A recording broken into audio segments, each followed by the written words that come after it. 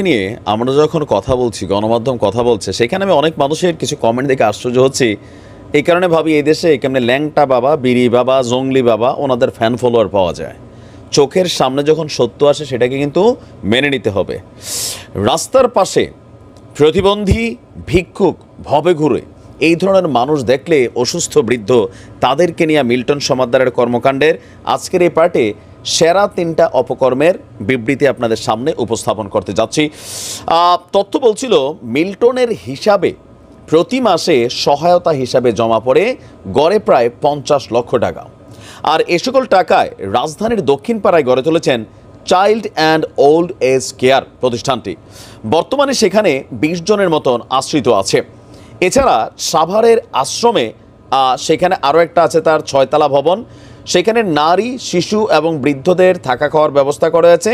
মিল্টনের বক্তব্য হচ্ছে সেখানে প্রায় 250 জনের মতন আছে। আচ্ছা, এই তথ্য যাচাই করতে গণমাধ্যম গিয়েছিল সাভারের আশ্রমে, বাট সেখানে গিয়ে দেখা গেছে 50 থেকে 60 জনের মতন আছে। এছাড়া 2টি শাখায় মোট 60 থেকে 70 জন কর্মচারী রয়েছেন। তবে বিভিন্ন সময় ফেসবুক লাইভে মিল্টনের দাবি তিনি আশ্রমের 2টি শাখায় 800 থেকে 900 মানুষের থাকা খাওয়ার ব্যবস্থা করছেন। স্থানীয়দের অভিযোগ মিল্টন সমাদ্দার এসব কর্মকাণ্ডের আড়ালে অন্যের জমিও দখল করেন। গতকালকের আগের দিন বলছিলাম যে কিভাবে মানুষের শরীরের বিভিন্ন অর্গান, কিডনি, বিভিন্ন কিছু সে বিক্রি করে দিত। এমনই একজন ব্যক্তি হচ্ছেন, তার হাতে শিকার শামসুদ্দিন চৌধুরী।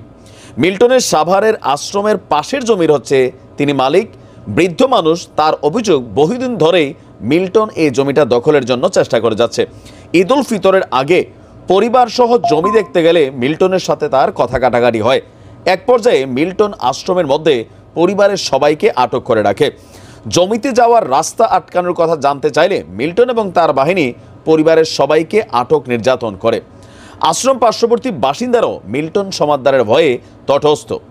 উজিরপুর এলাকার এক বাসিন্দা বলছে 2005 সালে এই মিল্টন মোটামুটি রাস্তায় রাস্তায় ঘুরত। সে তার বাবাকেও মারধর করছে।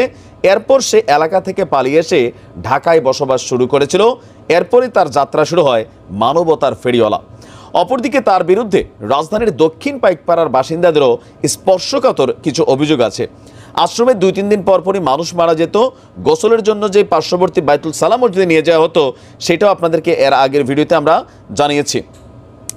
তার নিজ এলাকা বরিশালের উজিরপুরে চন্দ্রকোনা খ্রিস্টান মিশনারি চার্চ নামক একটা চার্চ রয়েছে। এটি দখলের জন্য ধর্ম মন্ত্রণালয়ের সিল স্বাক্ষর জাল করে চার্চের নতুন কমিটিও সে গঠন করে। পরে বরিশাল জেলা প্রশাসককে একটি চিঠিও দেন। ওই কমিটিতে মিল্টন সমাদ্দারকে সভাপতি করে। তার বাকিরা হচ্ছে তার স্ত্রী এবং ভাই। বিষয়টি চার্চের যাজকদের নজরে আসলে মন্ত্রণালয়ে যোগাযোগ করেন। মন্ত্রণালয় থেকে তখন বলা হয় এই ধরনের কোনো ইস্যু বা চিঠি ইস্যুই করা হয়নি। চার্চটিকে দখল করার জন্য মিল্টন সেখানে নানান ধরনের অ্যাক্টিভিটিস চালিয়েছেন। আর আচ্ছা, তার স্ত্রী যিনি আছেন, আমরা যদি দেখি ওনার স্ত্রী হচ্ছে কিশোর বালা। তিনি জাতীয় হৃদরোগ ইনস্টিটিউট হাসপাতালে সিনিয়র নার্স হিসেবে কর্মরত। তো এসব পেশায় থেকে অপরাধমূলক কর্মকাণ্ডে জড়িত হতে পারেন কিনা সেটা নিয়ে কিন্তু বক্তব্য আছে। মিল্টন সমাদ্দারের প্রতিষ্ঠানের অনুমোদন দিয়েছিল সমাজসেবা অধিদপ্তর, কিন্তু সেখানেও কোনো ট্রাস্টি বোর্ড করা হয়নি। দান হিসেবে কোটি টাকা পেলেও কখনো আয় ব্যয়ের হিসাবের কোনো অডিট করা হয়নি। এসব অনিয়ম খতিয়ে দেখতে 25শে মার্চ একটি তদন্ত কমিটি গঠন করেছে সমাজসেবা অধিদপ্তর। মানে একটা সিস্টেম আছে ভাই। একটা মানুষ মানব সেবা করার জন্য তার নিজস্ব কর্মকাণ্ড, নিজস্ব কিছু ব্যবসা বাণিজ্য, নিজের ইনকাম সোর্সটা লাগে। রাস্তায় হাইটা মানব সেবা করা এটা কখনোই হয় না। তার নিজের সেবাটাই তলে তলে চলে। একজন মানুষ পয়সা কামানোর পরে সে চাইলে 10 টাকা দান করতে পারে, কিন্তু ভাই তার কিচ্ছুই নাতে আসে রাস্তায় মানব সেবা করতে। বুঝতে হবে এই মানব সেবার মধ্যে ভেজাল আছে। ভক্তি ভালো, তবে অন্ধভক্তি ভালো না, খেয়াল রেখেন। হ্যাঁ।